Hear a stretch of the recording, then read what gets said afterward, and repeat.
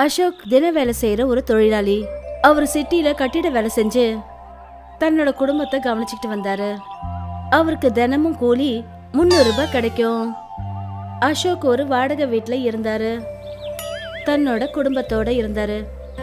அவருடைய குடும்பத்துல அவரோட மனைவி அனுராதா, அப்புறம் அவருக்கு 3 பசங்க இருந்தாங்க, புவன், ஜீவன், அப்புறம் நந்தினி. இந்த அனுராதா இன்னையோட கூலி. நேத்து 3000 ரூபாய் பணம் வாடகைக்கு கொடுத்துட்டேங்க. நல்ல வேலை பண்ண. உங்களுக்கு சம்பளம் கூட கொடுத்தா நல்லா இருக்கும். இவ்வளவு குறைஞ்ச வருமானத்துல நான் எப்படிங்க பணத்தை சேர்த்து வைக்க முடியும்? கடவுள் புண்ணியத்துல சீக்கிரமா நடக்கட்டும். ஆனா இப்ப இருக்கிறது இருக்குல்ல, நாம சாப்பாட்டுக்கு கஷ்டப்படல, அதை நினைச்சு சந்தோஷமா இருக்கு. பசங்களும் ஸ்கூலுக்கு போறாங்க, நாமளும் வயிறு நிறைய சாப்பிடுறோம். அந்த கடவுளுக்கு தான் நன்றி சொல்லணும். ஆமாங்க, உண்மைதான். கடவுளோட அனுகிரகம் நமக்கு நிறைய இருக்கு. அசோக்கும் அனுராதாவும் சொல்ல போனா ஏழைங்க தான். ஆனா அவங்களோட நிலைமைய நினைச்சு அவங்களுக்கு எந்த ஒரு கவலையும் இல்ல. அவங்க சந்தோஷமா இருந்தாங்க, அப்புறம் மகிழ்ச்சியா இருந்தாங்க. அனுராதா ஏழைங்களுக்கு நிறைய உதவி செய்வா. ஒரு நாள் நடந்த விஷயம். அனுராதா மார்க்கெட்ல காய்கறி வாங்கிட்டு இருந்தா. அப்பதான் அவ கவனிச்சா, அதாவது ஒரு வயசான அம்மா வழியில பிச்சை எடுத்துட்டு இருந்தாங்க. ரொம்பவே பசியா இருக்குதுப்பா. ரொம்ப நாளா நான் எதுவுமே சாப்பிடாம இருக்கேன். அக்கம் பக்கத்துல இருக்கிறவங்க அந்த வயசான அம்மாவை பார்த்தாங்க. ஆனா யாருமே அவங்களுக்கு பணம் கொடுக்கல. அம்மா, உங்களுக்கு ரொம்ப பசிக்குது இல்லையா? என் கூட வாங்க.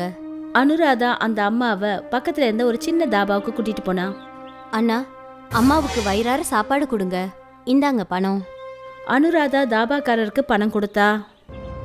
அப்புறம் அந்த தாபாக்காரர் அந்த அம்மாவுக்கு சாப்பாடு கொடுத்தாரு.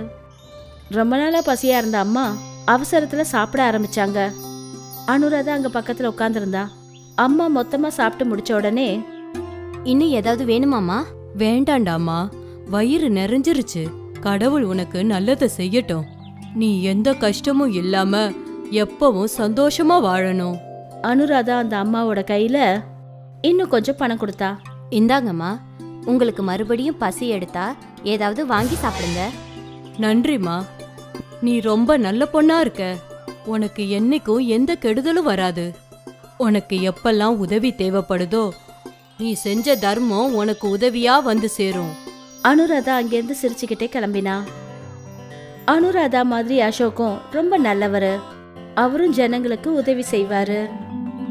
ஐயா, நான் உங்களுக்கு உதவி செய்யறேன். ஆனா தம்பி, இது ரொம்ப வெயிட்டா இருக்கும்பா. கூலிக்காரனுக்கு இதெல்லாம் வெயிட்டா? வாங்க. அசோக் அந்த வயசானவரோட பொருட்களை தூக்கிக்கிட்டு அவங்க வீட்டுக்கு கொண்டு போனாரு. நன்றிப்பா கண்ணா, உனக்குள்ள நிறைய இரக்க குணம் இருக்குப்பா. உனக்கு அந்த கடவுள் எப்பவும் நல்லதே செய்யட்டும்பா.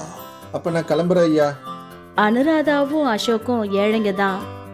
ஆனா அவங்க மத்தவங்களுக்கு உதவி செய்யறதுக்கு எப்பவுமே தயாரா இருப்பாங்க.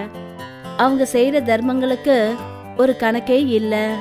அவங்களுக்கு வாய்ப்பு கிடைக்கும் போதெல்லாம் அவங்க யாருக்காவது உதவி செஞ்சுக்கிட்டு தான் இருப்பாங்க. சில மாசங்கள் கடந்தது. ஒரு நாள் அசோக் ஒரு பில்டிங்கோட வேலையை செஞ்சுக்கிட்டு இருந்தாரு. அவர் ரொம்ப உயரத்துல நின்றுட்டு இருந்தாரு. அப்புறம் துரதிருஷ்டவசமா அவர் காலுக்கு அடியில இருந்த கம்பு உடஞ்சி போச்சு. அப்புறம் அசோக் அவ்வளோ மேல இருந்து கீழே விழுந்துட்டாரு. அவருக்கு பயங்கரமா அடிபட்டுடுச்சு. அவரை ஹாஸ்பிட்டலுக்கு கொண்டு போனப்ப டாக்டர் அவருக்கு கட்டு போட்டு விட்டாரு. நல்ல வேலை, அந்த கடவுள் புண்ணியத்துல உனக்கு பெருசா அடிபடலப்பா. முட்டியில ஒரு எலும்பு உடைஞ்சு போச்சு. அது சேர்றதுக்கு 2 to 3 மாசம் ஆகும். அது வரைக்கும் நீ வேலையே செய்யக்கூடாது.